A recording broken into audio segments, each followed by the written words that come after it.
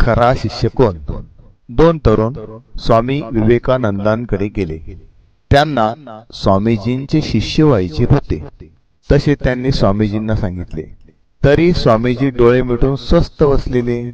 दुसरे दिवशी तोच प्रकार. तरुण कंटाळले. पण एक जण स्वामीजींची रोज पूजा करे तर दुसरा त्यांना दोष दे. तुमच्यात माणुसकी नाही, तुम्ही कठोर आहात वगैरे. पण दोघेही रोज येण्याचे थांबेनात. दोघांनाही वाटे आपण त्यांचे शिष्य होण्यास योग्य आहोत. एक जण रोज पूजा करी तर दुसरा दोष देई.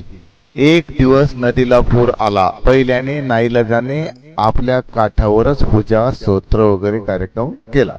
दोष देणारा मात्र पुरात जाऊन स्वामीजीची निंदा करून आला. असे 3 दिवस चालले. चौथ्या दिवशी पूर ओसरला. दोघेही गेले.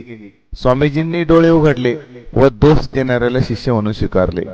ते म्हणाले, दोष देण्यासाठी का होईना तो संकटावर मात करून येतो. निष्ठा हवी.